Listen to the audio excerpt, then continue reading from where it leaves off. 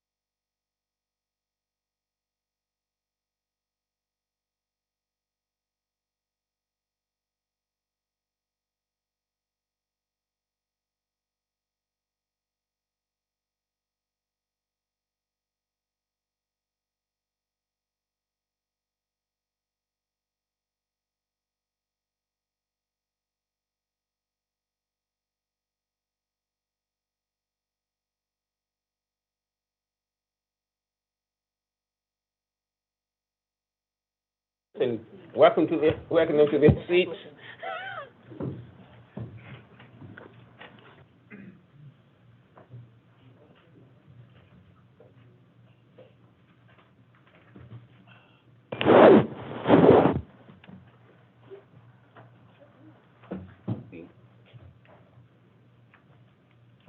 Let me call the Richmond County Council zoning public hearing for September 28th to order. First, next item on our agenda, before I ask for the adoption of the agenda, are there any deletions, changes from staff? No, sir. Okay, if not, Chair, entertain a motion to adopt the agenda as presented. So moved. Second. It's moved and properly second. Mrs. Owen, can you call the roll for the motion to adopt the agenda? Yes, sir. Malinowski? Yes, and I'm here. Hugh? Yes. McBride? Yes, I'm present too. Livingston? Thank you, and when you meet, do the roll call after you get this to vote. Thank you. Go ahead. Horatio? Here. Joe Walker? Barron? Yes. Overture Walker? Yes. Mackey?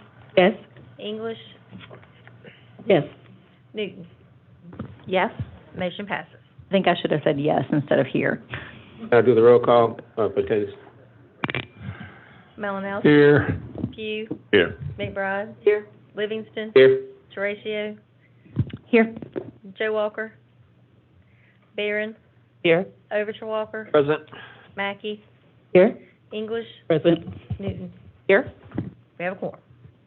Thank you. That now brings us to item 5 on your agenda, which is open public hearing, which is 5A1. That's case number 21-022MA, Frank McMaster from RU to GC. That's on Barbara Drive. Tax map number R17109-02-06. That public hearing for that item is now open. Ms. McBride, anyone sign up to speak to that public hearing for item Yes, sir, 5A1? we have one person to sign up, Frank McMaster. Would you please repeat your name and give your address? Frank McMaster, 1801 Barbara Drive, Columbia, South Carolina, 29223. Have 2 minutes. Yes, ma'am. This property's been in my family for about 80 years. We're trying to get it changed from rural to general commercial. It's about 8 acres, a little bit more. I was here on July the 27th, 2021, and Councilwoman Barron had it deferred so she could set up a town hall meeting for the area.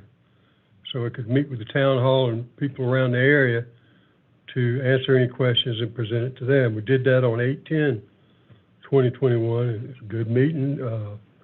Got to meet a lot of my neighbors, and they had no objections to it. We've got a contract on some of the property, about 2 acres. A fellow wants to put a hotel on it, which is inconsistent with the development in the area. There's another hotel actually pertinent to this.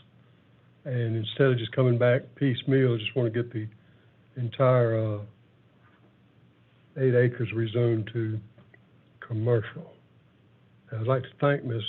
Councilwoman Barrett for helping me with this. That's all. Thank you very much. Anyone else to speak to that item? No, sir. If not, that public hearing is now closed. I recognize Ms. Barron. Thank you, Mr. Chair. And I just want to acknowledge Mr. McMaster for allowing us to have a town hall meeting where the community could come together and to hear from him about his intent for the rezoning of the property. And for that, I would like to ask my colleagues to move to approve for case number 21-022MA. Very good. Heard the motion, moving proper second. Any further discussion? There being none, I'll ask Ms. On call the roll for the motion to adopt item 5A1. Malinowski, Yes. Pugh, Yes. McBride, Yes. Livingston, Yes. Horatio, Yes. Barron, Yes? Overture, Yes. Mackey, Yes? English, Yes. Newton. Yes. Motion passes. That brings us to item 5A2, case number 21-023MA. That's Norman Harvin. That's M1 to GC, located at 3041 Bluff Road, tax map number R13507-01-07. That public hearing is now open. Ms. McBride, anyone out to speak? Yes, sir, we have one person, Representative Todd Rutherford. Please repeat your name and give your address, and you have 2 minutes, Representative. Todd Rutherford, Rutherford, and my home address is 2321 Lincoln Street. And this is on behalf of my client, Norman Harvin. It is currently a liquor store and a bait shop, and he is asking that it move from M1 to GC. Staff initially, and staff maintains that they are opposed to it because they would like to keep the environmental aspects of that property in line with the county's plan. However, if you look at it, it is already as I said, a liquor store and a bait shop. So we believe this is in keeping with the commercial use of that property, and the Planning Commission agreed, and so we would ask that County Council approve that as well. Anyone else out to speak? No, sir. If not, Chair will entertain a motion. Ms. Ames, you recognize.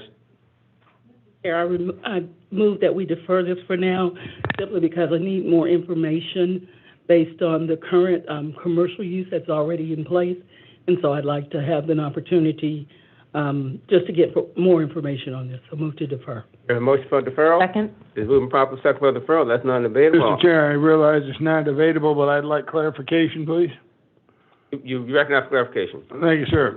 Page 11 of our agenda, the Planning Commission stated the requested zoning is the same classification as the surrounding parcels. Yet on page 14, all the surrounding parcels are M1, not GC. So I'd like to make sure that either the Planning Commission has it right or staff has it right before it gets back. Thank you. Thank you, Mr. Malinowski. Well, I'm sorry, that was, please call the roll for the motion for deferral. Malinowski, Yes. Pugh, Yes. McBride, Yes. Livingston, Yes. Horatio, Yes. Barron, Yes. Overture Walker, Mackey, Yes. English, Yes. Newton. Yes. Motion passes. That brings us to item 5A3, case number 21-025 MA, Matthew Condon, that's from RU to REM-HD.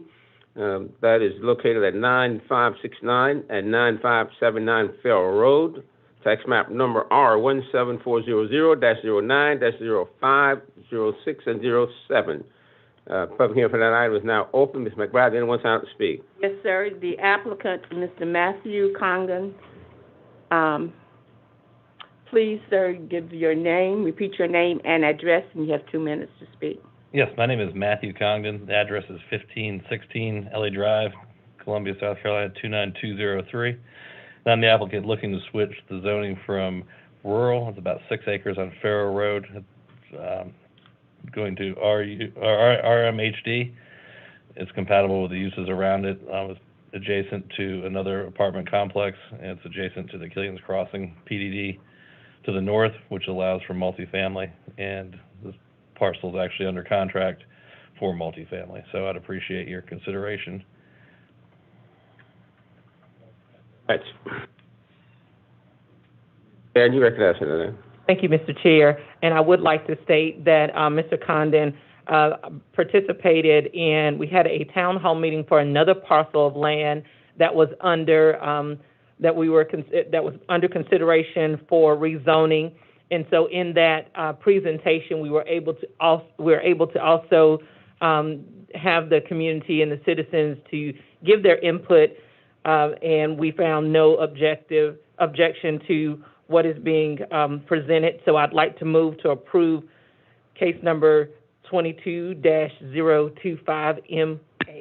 The motion to second is moving properly. Second, any discussion? There being none, I'll ask Ms. Owen to call the roll for the motion to adopt item 5A3. Malinowski, Yes. Pugh, Yes. McBride, Yes. Livingston, Yes.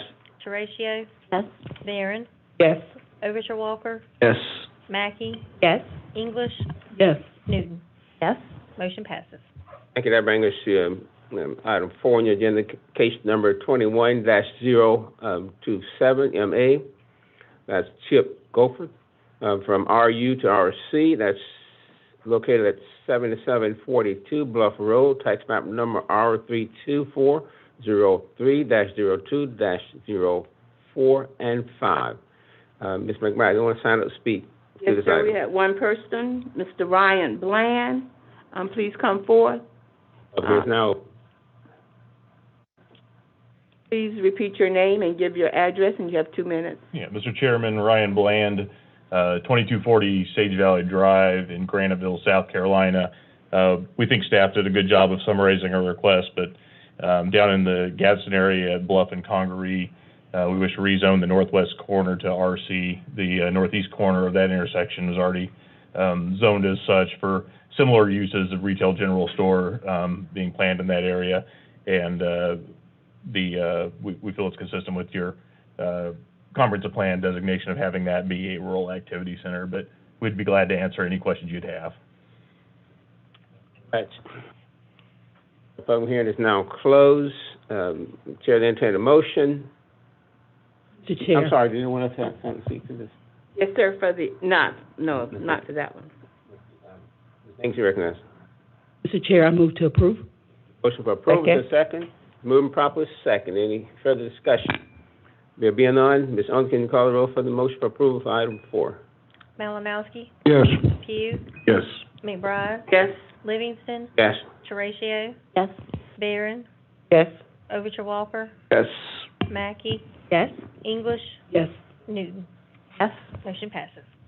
Next item on our agenda is a text amendment that requires action. I'm going to ask staff to present that. Thank you, Mr. Chair. What you have before you is an update for our Richmond County Land Development Manual. We have staff from our Public Works Department, Ms. Cynthia Williams and Mr. Stephen Staley here to speak on this.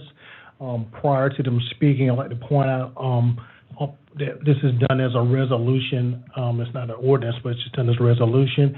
And on page 33, we really just identified by title of what the resolution will be.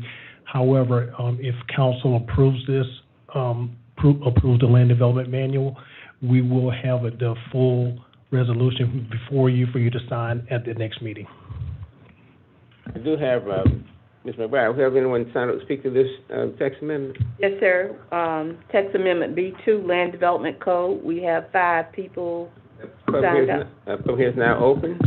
Mr. Chair, I want to make sure we have the land development code, but for this one, it's the land development manual, so this is for the manual. This is for the Land Development Code rewrite. And what we're talking about is the land development manual, not the code rewrite. Correct, we're talking about the manual. And unless there's some objection from my colleagues, then will these folks have an opportunity to speak to the land development code at a later date? There are 2 separate text items here, sir. So we have the land development manual, again, for staff to present, and we also have the land development codes. We'll get to, so no one signed up, so no one actually signed up for B1 then? No one signed up for B1, sir. Do you need a motion for item B1 from council? Yes, sir. If you have any questions, staff is here to answer. So moved. Second. Moving proper second, discussion. Ms. Malinoff, you recognize. Thank you, Mr. Chair. Mr. Price, I know I received a encyclopedia thickness size document regarding this. I didn't get a chance to look at it in total, but I don't know the changes that are there. Were they so noted in that huge manual you sent us? Yeah.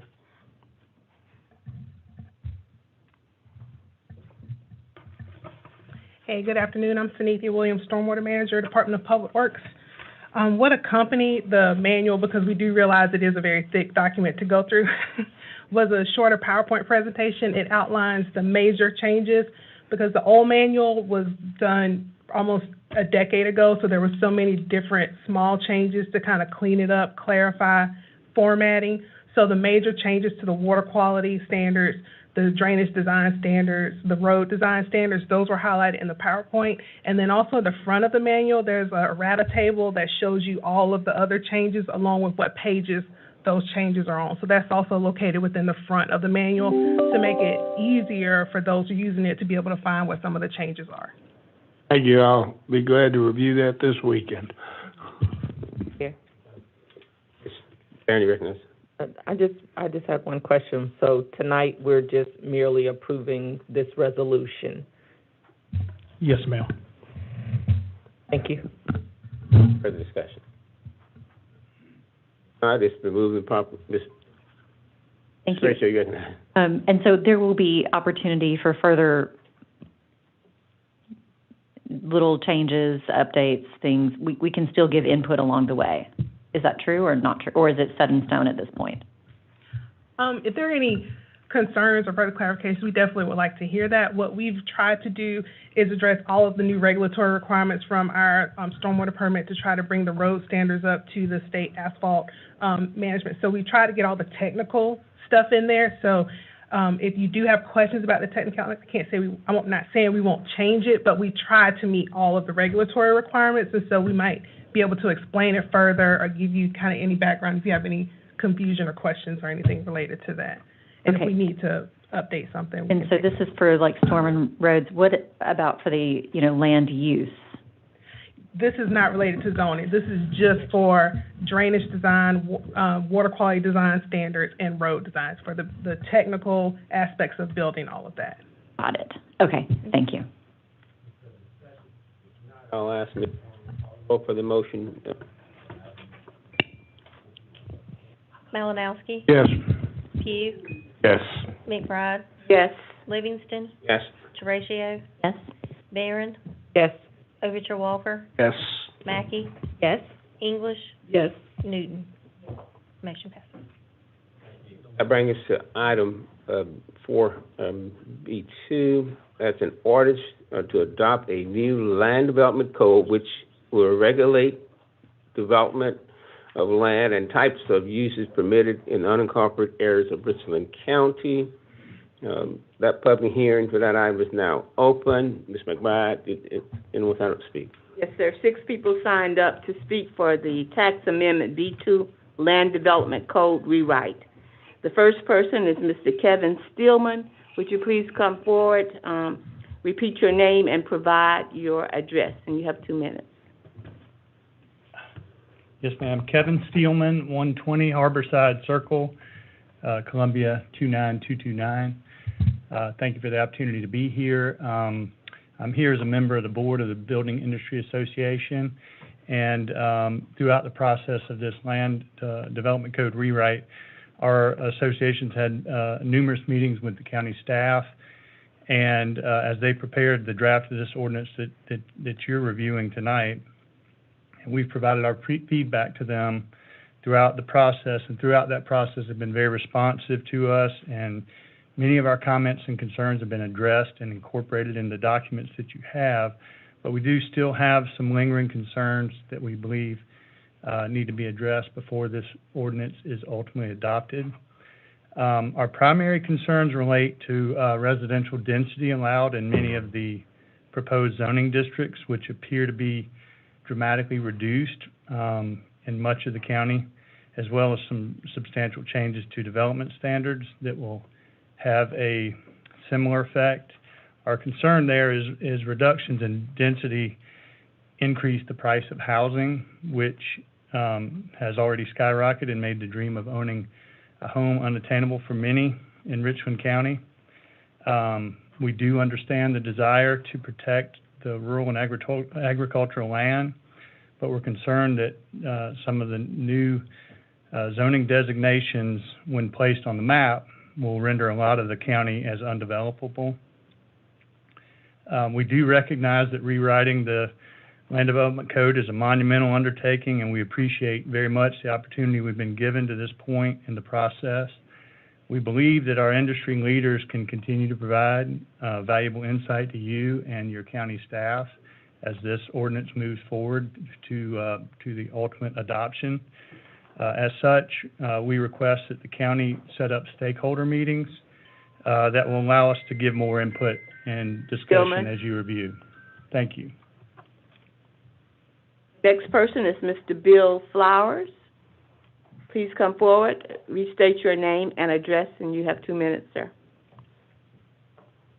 Thank you. My name is Bill Flowers with Civil Engineering of Columbia, 3740 Fernandina Road, Columbia 29210. I appreciate the opportunity to speak this evening. I just wanted to give a word of caution regarding the economic impact of some of these things that we're looking at, particularly affordable housing. The Housing Affordability Index in the Columbia area is lower now today than it has been ever since data has been kept on that particular number. The median home price in the area has now risen to $259,000. Half of the population of Richland County can't afford a mortgage for that expensive of a house. Home prices have spiked in the last couple of years due to increased demand and very low inventory. There's currently only a month's inventory of housing on hand, unlike a healthy market when there's as much as 6 months of inventory. Rising prices also have an effect on apartments. Lack of homes for sale is causing competition for rental units to increase. It's driving the rent prices up. It's up 11% this year, just this year. There's no solution in sight to the housing crisis, as housing starts have dropped 7% in the last month. Builders struggle with labor shortages, rising material costs, and supply chain problems. I just wanted to encourage you to think carefully about what we're doing here. Keep in mind that the extraordinarily tight housing market is squeezing home buyers and renters at an awkward time. So I just wanted to urge a word of caution. Thank you. Next person, Mr. Christopher Lawson, please come forward, restate your name and address, and you have 2 minutes, sir. Hey, good evening, board. Thank you. My name is Christopher Lawson, address 2417 Hayward Brockenden Road.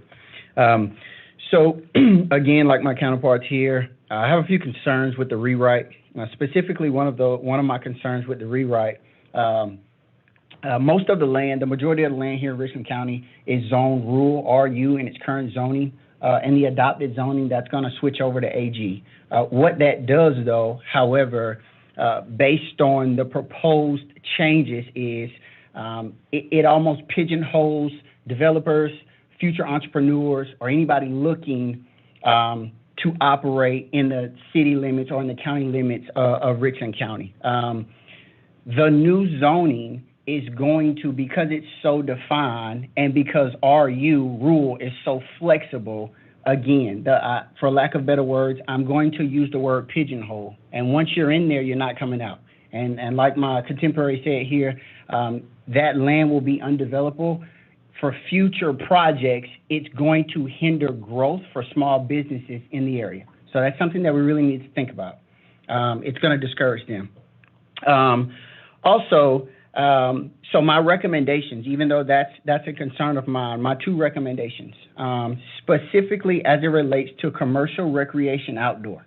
2 recommendations. The first recommendation is for us to create separate line items for different commercial recreation activities. Commercial recreation is huge. It's a huge umbrella, and you can fit many things under there, which the new rewrite has. However, you are limited. Again, going back to that rural and agricultural example, a lot of businesses currently operate under rural zoning. However, with the new policy, they will not be able to do that. And my second recommendation is that, again, if we expand recreation... Time's up. Wrap it up for me now. Yes, sir. Thank you. Thank you, board. I appreciate the time.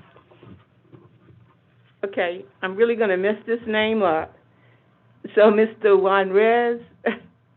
Javar Juarez. All right. Well, please come forward, restate your name and your address, and you have 2 minutes, sir. Javar Juarez, 1924 Spotswood Drive. I'm the president of the Broad River Business Alliance, and I've actually read this code from Brian Crooks' office, and it's fine. The Broad River Business Alliance, located in the Broad River District, or BRD for short, and yes, I did say Broad River District, is exactly what we are and one that deserves real recognition. And a neighborhood character overlay within this zoning plan that protects our district from wayward businesses and special interests that exploit and wreak havoc on our sensitive and diverse landscape where real conservation is occurring. We have struggled tremendously getting the attention that we deserve from people on this council, and our community works to create an environment that broods and supports small business growth and development. The zoning district plan, especially section 26-3.7, sets a standard that is long overdue in the BRD. It is the foundation necessary to protect, grow, and move our community well into the 21st century in right direction and protects the interest of homeowners and responsible business owners. For years, we have been inundated with the wrong kinds of businesses and development that have given our beautiful river community a bad name. And without clear and concise language found in 26-3.7, they will continue to thrive, leaving us without grocery stores, retail centers, and a trashy landscape for nonprofits such as myself to contend with daily. But without having to spend our hard-earned, limited resources, we can begin to move in the right direction. And this council can give the people of Richland County a fighting chance to have vibrant communities for generations to come. It is by laws and ordinances that we can make one of the largest impacts that creates a springboard for prosperous development. The Broad River Business Alliance, standing in the gap for 36,741 residents and our business constituents, recommend that you approve the LDC. Thank you very much. Next person, Ms. Viola Henley. Please restate your name and give your address, and you have 2 minutes, ma'am. Certainly. Honorable Paul Livingston, members of council, my name is Viola Henley, and I reside at 104 Alabama Street and have lived in the Olympia Village located in the historic Mill District for 39 years. Today, we request you postpone the update to Article 5, Section 2683E of the Land Development Code rewrite. Notably absent from that section is the Capital City Mill District Plan. We have expressed our grave concerns to this body that our neighborhood is in dire need of immediate protection. That protection would be afforded by inclusion as one of the neighborhood master plan districts. Neighborhood master plan districts are intended to promote revitalization of blighted residential areas, encourage reinvestment and reuse in a manner consistent with the specific master planning area. Postponing the update will allow staff to draft a zoning ordinance necessary for council to codify the Capital City Mill District Plan for inclusion in the rewrite. The City of Columbia and Richland County commissioned the Capital City Mill District Master Plan with the understanding there would be cooperation, collaboration, and shared responsibility for the historic district. As you are aware, the Olympia Mill Village is pursuing annexation. However, the process is time-consuming and most likely will take over a year and a half. Meanwhile, one of Richland County's most significant national historic districts will remain in a major death spiral. Please, time is of the essence. We need your help now, not later. Thank you so much for your time and consideration. The last person to sign up is Ms. Sherry Jocko. Please restate your name, give your address, and you have 2 minutes, ma'am. Good evening, council members. My name is Sherry Jocko. I live at 1166 Olympia Avenue, and I'm here to remind you that Olympia, as well as several other neighborhoods, but Olympia in particular, is in a crisis situation to try and maintain the residential and the historic nature of the community. The review in question tonight does not include vocabulary for non-codified neighborhoods or those that are in non-incorporated areas. And so we're asking that some kind of information be put in there or some vocabulary be utilized that would protect both historic and residential characters of some areas. We've been in discussion with council members and with planning and zoning for over 6 months. We've expressed our concerns before you. We really expect this council to support us. We need your help.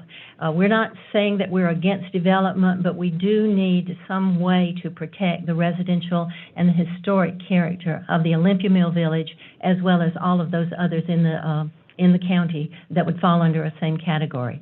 Thank you for your concern. And let me just remind you, we do need your help. Thank you. There, no one else has signed up. Thank you. That public hearing is now closed. What's before us is, again, item B2, an ordinance to adopt the New Development Code, which will regulate development of land and the type of uses permitted in the unincorporated areas of Richmond County. Chair, entertain a motion.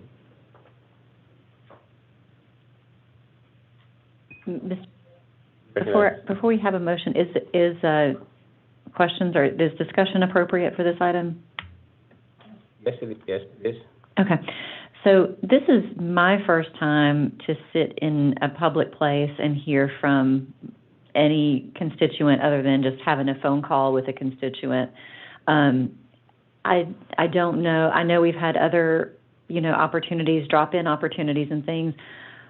Do we have plans to have another, kind of like we do for the budget, just have a public hearing where people can come in and have their say about the land development code?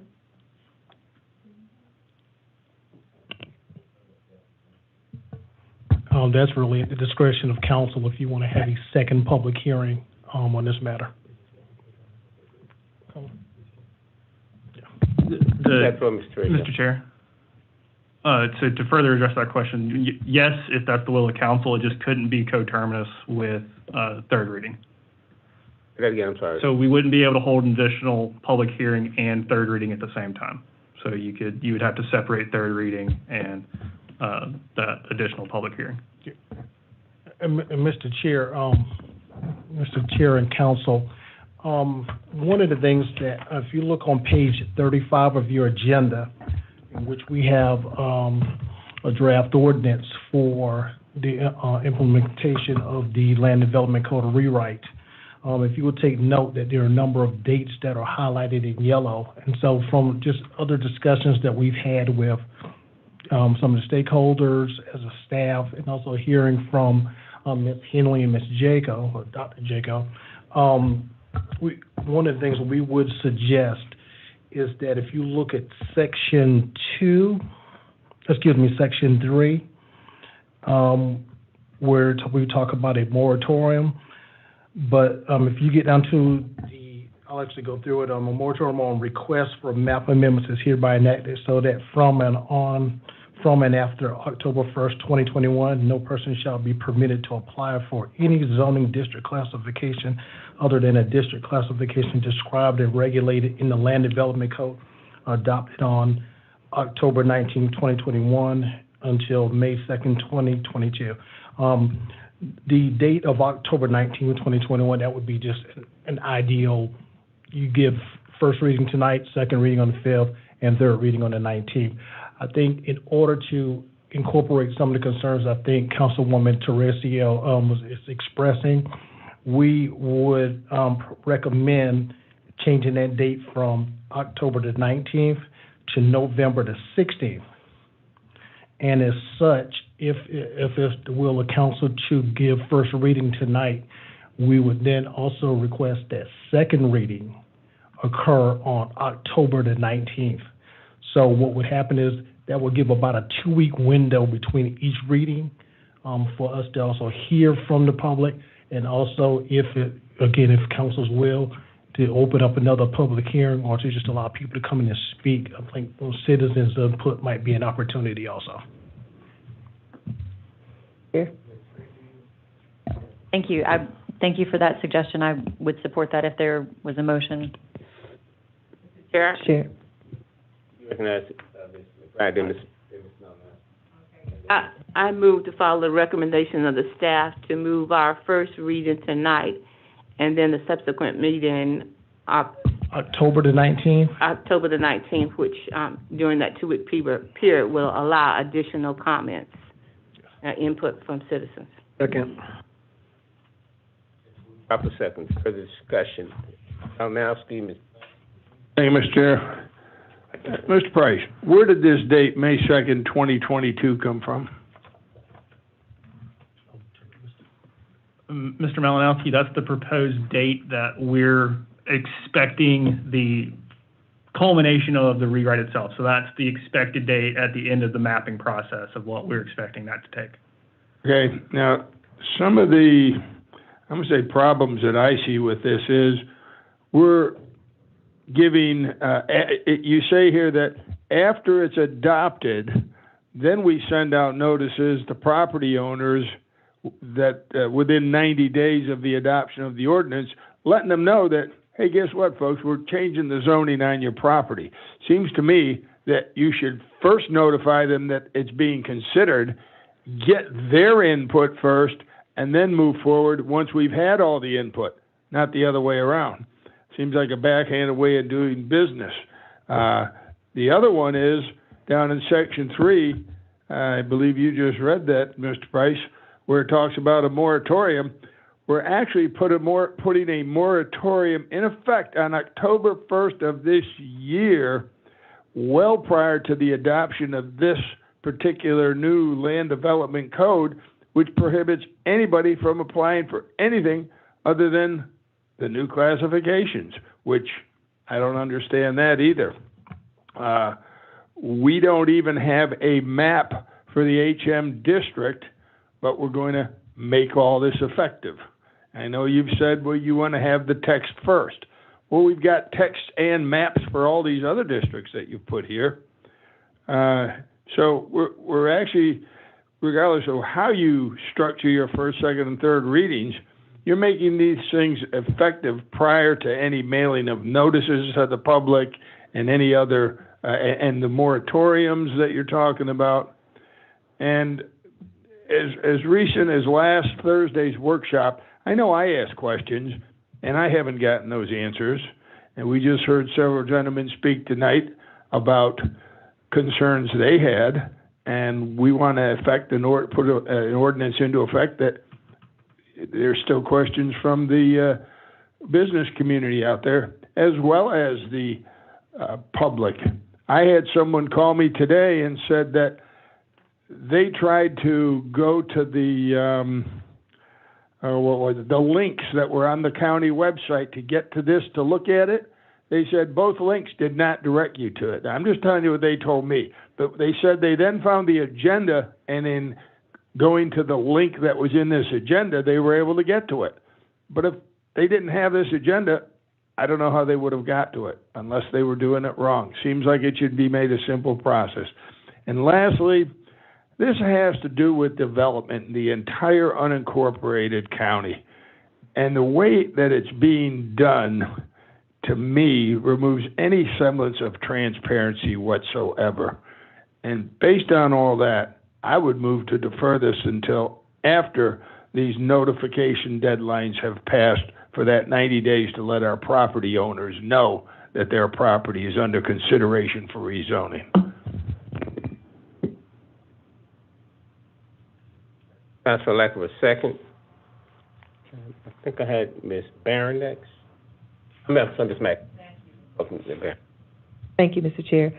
I know that, staff did go out and do a lot of public meetings, which I think is definitely needed. There was concern that we heard from the public about wanting to have in-person meetings regarding this land code rewrite, and I appreciate the efforts in doing those, and you guys did go out and make sure you hit several areas of the county.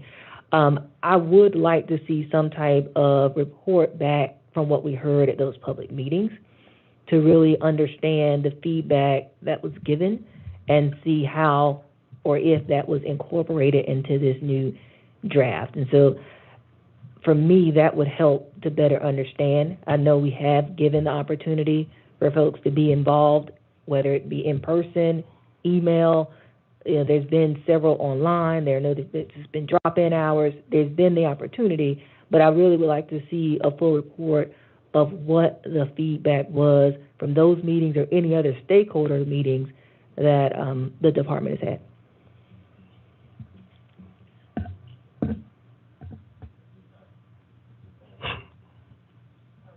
I'd like for Mr. Price to respond because I did send him an email about the same thing.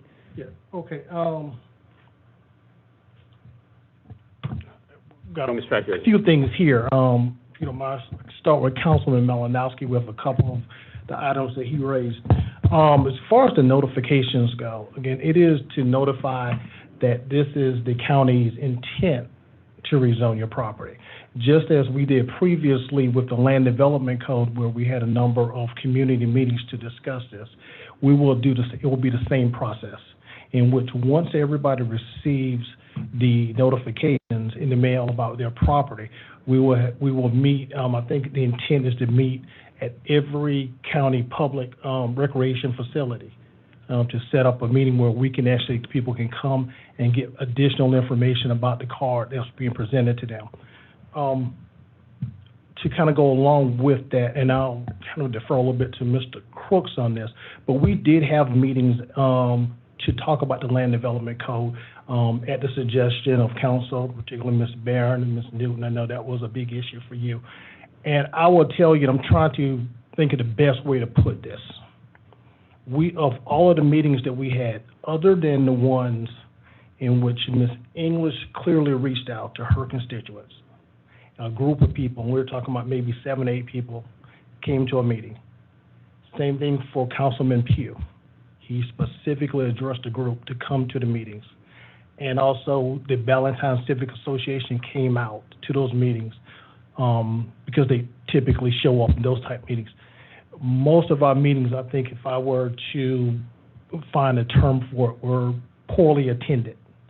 Some of our meetings were actually attended, if you want to go by who actually signed up for the meeting, was by the staff member of the park who was working. I think it's kind of understood. This document that we're asking you to look at is just really not something that the general public typically looks at, because it entails so much information regarding property development, and most people don't deal with that. It is our thought, and from somebody that's done this before, I'm pretty sure this will be the process. When we send out the notifications and people receive, they know specifically what is happening not only with their property but the area. Their questions would be more targeted towards specific sections of our code. Again, even with our current land development code, most people don't really care about most of the sections other than really their zoning and the uses that are allowed within there. But we feel that once the notifications go out, we will actually have better dialogue with the communities to discuss not only what the proposed zoning will be, but we can also go back and we'll be talking about this code and what it means. Mr. Chair, can I ask a clarifying question to one of the answers? Thank you.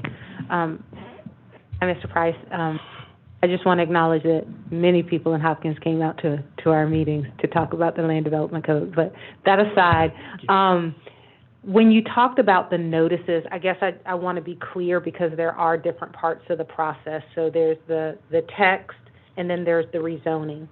So as you have written here, does the notifications that you're referring to reference the start of the rezoning process? So is it apart from the textual part, or does that question make sense? I guess I'm trying to figure out is if council approved first reading today, yes, would you then immediately email every property owner in Richland County and say their property is going to be rezoned, or is the trigger for that once we move to the remapping process when we actually have draft maps, so that you're telling a specific property owner with a specific zoning that their zoning is specifically going to become something else? Is it generic or is it specific, and when does it occur? Okay, that will occur after the adoption of the text of the ordinance for the text. So if you look at our date that I previously suggested, which would be November the 16th? November the 16th, after that date is when we will start our notification process. But prior to that, we will actually, as a staff, we'll begin working on the maps themselves. We will also be working with council members specifically, again, because I think we've had previous meetings with you to kind of go over particularly your district. But I think that once we have the text out of the way, we will now be able to talk more specifically about your districts. And once we reach that process, we would then send out the notifications, again, for each property owner, specifically for that parcel. Some people have multiple properties, so they will get multiple cards for each of their properties. And then that'll be specifically for their property, and they'll be able to come in and talk to us about, specifically about that zoning designation or any other topic they would like to discuss regarding the land development code. So again, so just to repeat, it's specific. It's not a generic. Richland County is starting a remapping process.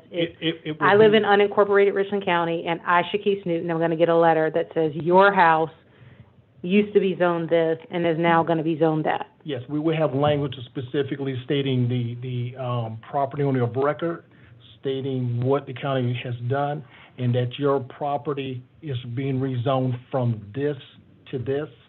and provide them with not only that, a link, also to give them a little information, and we'll also have numbers and email addresses where they can contact staff in advance of us going out to our public meetings. Thank you, Ms. Ms. Barron and Ms. Thank you, Mr. Chair. I first want to thank Mr. Price and his staff because they did go out and do lots of community meetings where the attendance we would have liked to have been greater. I do think that, as I said in our previous meeting today, that if we do robust PR for these events, really pulling out all the stops, we probably will get more people to those events. Here's my drawback. My drawback is one, I think Mr. Malinowski brought it up, and some of our guests here tonight brought it up as well. I would like to have questions answered prior to us, moving forward with the document. And I've heard several times, let's just, we're gonna answer these questions, we're gonna get these things done, but let's keep the ball moving. If we keep the ball moving and then we get the answers to the questions, what happens when those questions are not answered in the manner, that we were hoping for? And I don't want us to get too far down the road. So I would just really, if at all possible, somehow, and I know you've got this timeline, and it works, it makes sense, but as a part of this timeline, to notify the community in tandem. And I don't know, it seems to be kind of rigid about our approach, but if we could be a little flexible in involving the community and the citizens of Richland County to know, hey, your property could be rezoned for something else. Let's talk about what it means as we are a part of this process, especially as we are considering opening up for more community engagement. So we're talking about community engagement to get this information out so people know. I think people don't pay attention to items until it comes to their doorstep, or in this case, in their mailbox. So we have to get their attention to say, hey, this really does impact you here in Richland County, to get them to come and to ask their questions. That's all. I just want to put that plug there. We seem to be real rigid with our approach and with very little flexibility. Thank you, Councilwoman Barron. But I also want to make sure we address not only the email that you sent and also what Councilwoman Mackey just asked. And I'll turn it over to Mr. Crooks, who was in attendance at all of the meetings, and he can kind of give you a little bit of the feedback of what we received. So, council members, a lot of that feedback that we did receive at the meetings, a lot of it was just general questions.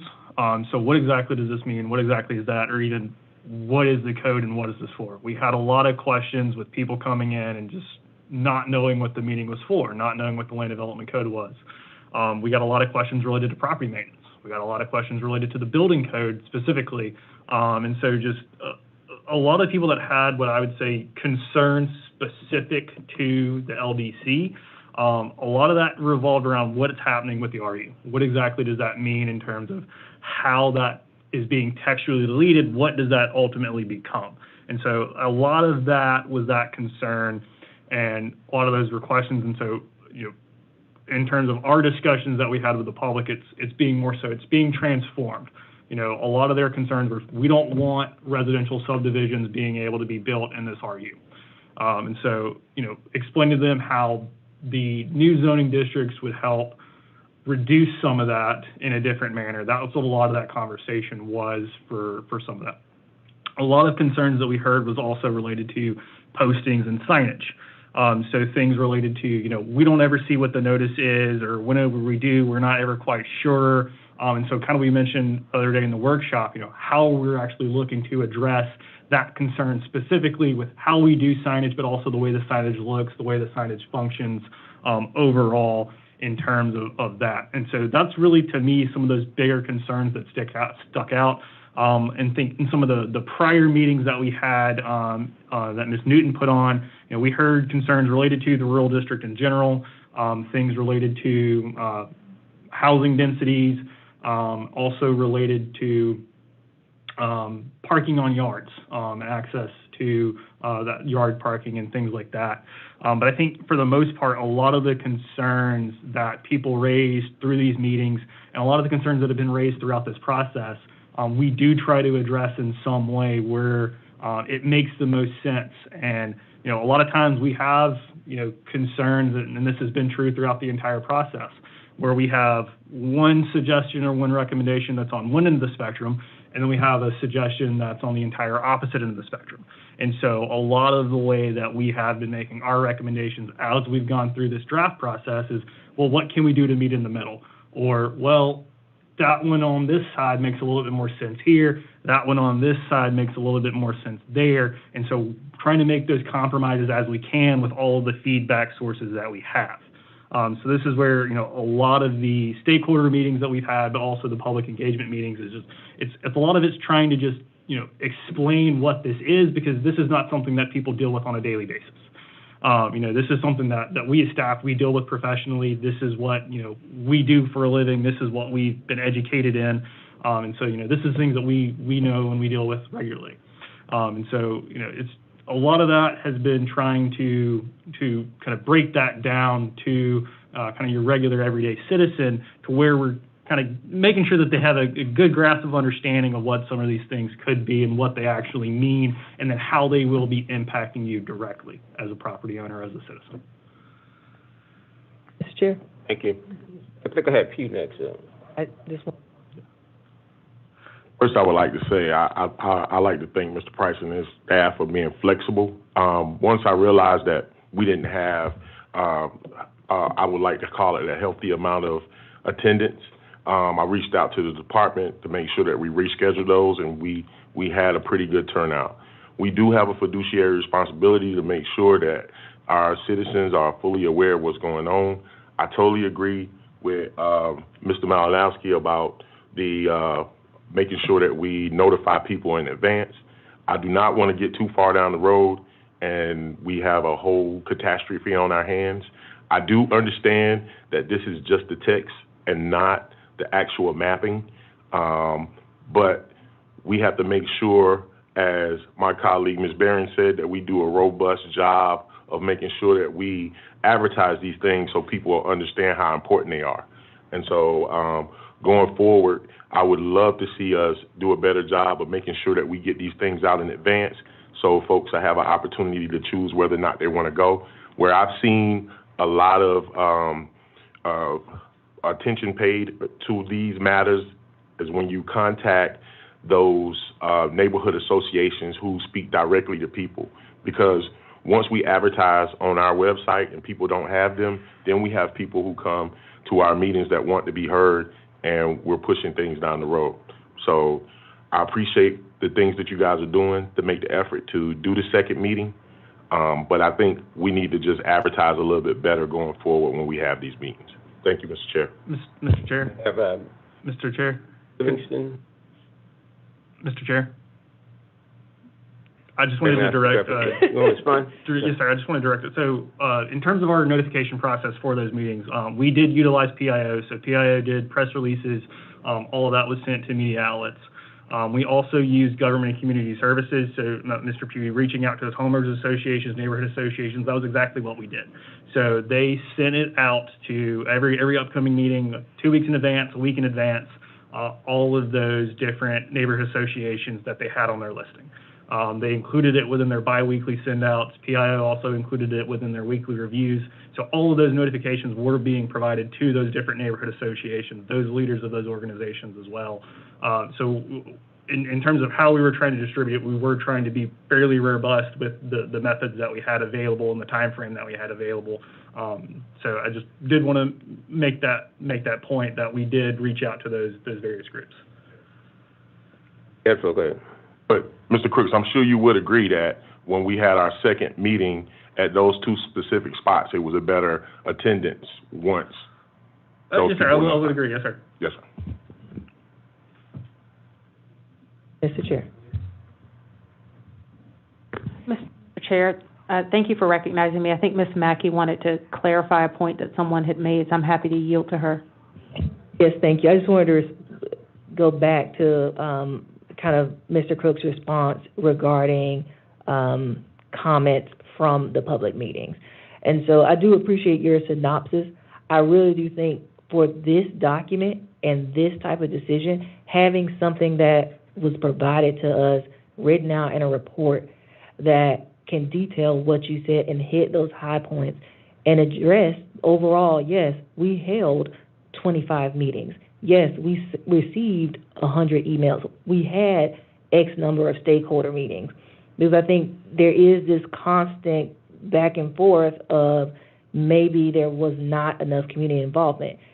And I believe that you had a lot of community involvement. I just don't think it was adequately shared with us, even more so than just the synopsis you've given, being able to look at that in a report as we are also looking at this new document that you've given us to say, okay, this is what we've heard from the public, in addition to what we've heard tonight. I think that, for me, would be very helpful in being able to make a decision on this document, as well as being able to go out into my district and talk with my residents and constituents about what the changes were and how we listen to the public and address those changes in the document moving forward. Thank you. Thank you. And thank you, Mr. Price and Mr. Crooks. And let me just take this opportunity to say that, wow, the hours and hours and hours that we have talked about this document and this process, I want to thank you for that, as well as the hours and hours and hours and hours, and then some more hours of meetings that you've attended in my district. I have always appreciated the help and assistance. So just a few things that we've already talked about today. Number one, I just want to go on record and express not just my support, but my desire that as part of this process that we do have an additional public hearing. The way that I interpreted the meeting for the zoning public hearing, I think I told you earlier, I thought was different from a public hearing. I thought it was similar to what we do with the budget process, where we were just accepting, hey, we're going to make changes, but I didn't realize that this was intended to be the regular first meeting. And I know that there are a lot of people who would like to attend, so I thank you for your openness to have that again as part of the process, and definitely want to support that. And then also want to say that I understand the desire to move things forward. I also want to support what you were recommending in terms of making sure that there's spacing between the readings, because there are still changes, understanding that this is just the textual part and that the remapping part comes next. There are still textual changes that I personally would like to see happen with this document, some areas where I have concern, for example, around open space is one of the areas that we've talked about. So I would just want to make sure that if we're saying that this is first reading and changes are going to happen, that there's actually, time and opportunity for us to make sure that we're doing that process to incorporate those changes, because there are still changes that I would like to see. I'm not signed, sealed, and delivered. I'm yours as it relates to this code.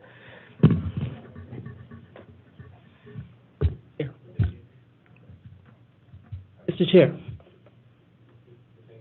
Yeah, I also want to kind of piggyback off what Ms. Newton said. First of all, I want to really thank staff for their hard work, for coming out, for every time I shared it with one of my neighborhood associations, i.e. Ms. Jaco over there in Olympia. I thank you for coming out personally. I know you'll be coming back to the Lower Richland area for the Community Crime Watch, so I thank you. I thank the staff for their diligence in doing that. And my biggest thing, and I think Ms. Newton touched on this, but I need you to answer it. Once this is voted on, it's not set in stone. It is open for changes. Am I correct? Are we referring to the various readings? Yes, sir. Yes. Thank So you. one of the things, excuse me, Mr. Chairman. Good. Also, to kind of go along with what Ms. Newton is saying, and one of the reasons why we kind of push for that gap in between, because I believe the last work session that council had was attended by Mr. Walker, Mr. Barron, and Mr. Livingston, and Mr. Malinowski. I thought that led to some good discussion. That was one of the main points for it. And again, what we're hoping is that, in between the readings, if council would have additional work sessions to give us a chance as a staff to come and answer some of those questions from you. But also, maybe we'll get also additional comments from, the community and other stakeholders. But again, I think in between having work sessions to look at some of the issues, like Ms. Newton, I think she has some concern for particular sections of the code, or maybe some of the other council members. Hopefully, we can address those during that time. I just want to make sure we give staff some kind of guidance. Now, we start out with working with community groups, just trying to get, their questions and concerns answered, but do we have anything to present to them? Because, to me, the first step is to just see what people question concerns and what they like to see happen, and then you got to get something to present to them. So, where we are now is we're talking about taking the document that we developed. Are we going to? We're talking about public hearing. Is that something we're going to present to them and say, here's what we're planning to do? Are we referring because go ahead. Those folks are, and some of them, I'm sure, like myself, aren't an expert when it comes to planning and so forth. I can say, what I like, but can you put it in a framework and say, okay, based on your concerns and questions that you expressed, here's something we'll give you to respond to. That's when you get participation, when people can respond to something.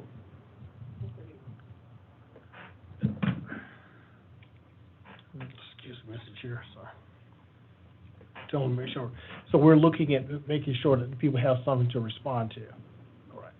And again, like I said, this has been going on for some years. I think before many of you were even on council, we had a number of community meetings to try to get this code. There's been a lot of deferrals in between of a lot of this should have been done some years ago. However, we had a number of community meetings. Again, I understand some of the concerns raised by council, and I was saying Ms. Malinowski, Ms. Barron, and some of the concerns you have. One of the things about when you do a land development code like this, and we've been open to the public. Every time there's a rezoning, we let people know about this. So we've talked to different groups. We've been, I think we did 4 meetings down in with Ms. Newton in her area to try to address these questions.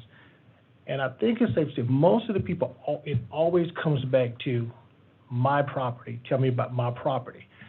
And I'm trying to think. Again, I've done this process before. Most people don't have really a lot of questions about this text because what questions do you really ask about this text? If this is not something, I think the developers that came and spoke tonight, and the engineers, this is what they do. So they're a little more vested with the land development code as a whole within it. Again, most people are concerned with their particular properties. And so I think we can have more meetings, but it's one of the things, it's kind of hard to ask questions when you don't really have an understanding of what this code is. And I think we can have a number of meetings, but I don't think it's really going to get people to have a better understanding until you tell them, this is what your property is now zoned.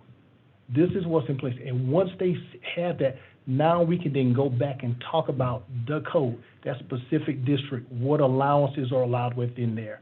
Also, you may want to look at an area, well, down the street from me, what does this mean? And some of the people that have come to some of our meetings will they'll be able to kind of do a broader look, not only just for their property, but maybe some of the other areas around, to ask questions specifically about that zoning that's being proposed.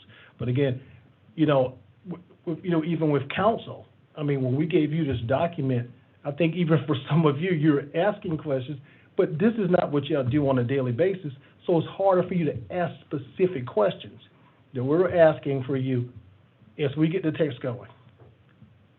And as we move on, once the text is approved and we give notification to the public, that is going to allow them to come and ask all of the questions and raise concerns. Again, Once the ordinance is this code is adopted, that doesn't mean we can't go back and make amendments and revisit certain sections of it. I think we talked about that in the work session.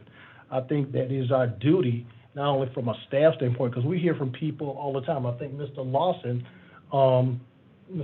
has probably presented and spoken to us so much. We're like, hey, we know Mr. Lawson. He's brought up some great points. And one of the things that we talked to him about is we would really like to look at some of the issues that you've raised once we get this adopted. So that's what we're really kind of pushing for. And let me go back to my main point I was trying to make, and I guess you pretty much addressed it there. My main point I was trying to make is what first reading allows us to do is just simply give people something to respond to.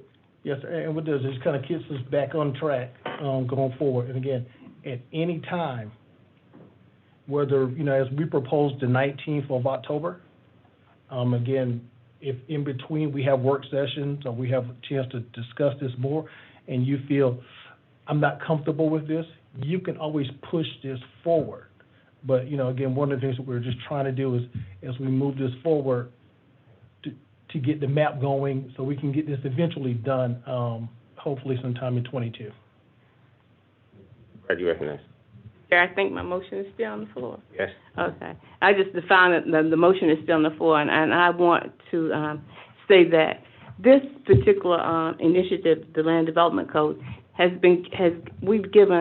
staff has given citizens more opportunities to comment than any other initiative I know of. And you have to face facts that people just don't come out to meetings a lot. And if you look at meetings that you have, unless you do a lot of work, you might get some of the same people. But I say that I think we need to trust the staff because they've done everything they could possibly do to get this information out to the citizens. And these citizens, just like me when I was reading, it was like some of this stuff, I don't know what questions to ask. But when you actually look at something that's hidden home, then you will know the questions to ask. And they will have the opportunity, we're giving them space, the opportunity for us to go and have another public hearing if needed. But let's first follow staff's directions in this case because they have followed ours and have done everything we've said for the last several years. Thank you. Ms. McBride, I was just wondering if you could repeat your motion. I wish I could.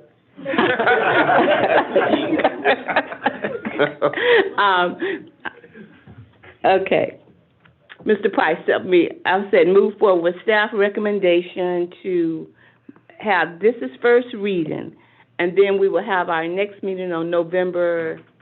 Second reading for October the 19th, and third reading will be proposed for November the 16th. And then in between that will give us time to allow additional input and also to send the information out to the citizens. Mr. Price, can't hear you. Can you say them dates again there? I'm sorry, Mr. Malinowski. Councilman, it would be October the 19th for second reading and November the 16th for third reading. Mr. Chair, another question, please. Absolutely. Ms. McBride, I don't want to put words in your mouth, so please don't let me. When you made your initial motion, I felt like you had included an additional public hearing, but I might have been wrong. Was that your intent? My intent was to get the information out, and if needed, we could have that public hearing. Okay. Is that? Oh, I'm good. Other questions? Mr. Chair. Yes, sorry. I just hope I'm not beating a dead horse, but I want to reiterate, before we meet, if we move forward with approving the second meeting, I would like to see some type of report of responses received from public meetings, emails, and stakeholders, and if any of those items were addressed in the draft document. Yes, ma'am, Ms. Mackey, we can put that That's together. good. Do I need to add that, or are you going to handle? Yes, ma'am. Yeah. Okay. We will try to get that to you, think, sometime this week. Any further questions? Thank you. Again, We'll get that to council before second reading, if it's approved tonight. further discussion, I'll ask Ms. On call, roll call for the vote. Malinowski, No. Pugh, Yes. McBride, Yes. Livingston, Yes. Horatio, Yes. Barron, Yes. Overshaw Walker, Yes. Mackey, Yes. English, Yes. Newton. No? Motion passes. Very much. Can I entertain a motion for adjournment? So moved. Only needed one, but it's been moved and properly third. Ms. Young, can you call the roll for the motion to adjourn? Malinowski, Yes. Pugh, Yes. McBride, Yes. Livingston, Yes. Horatio, Yes? Barron, Yes. Overshaw Walker, Mackey, Yes. English, Yes.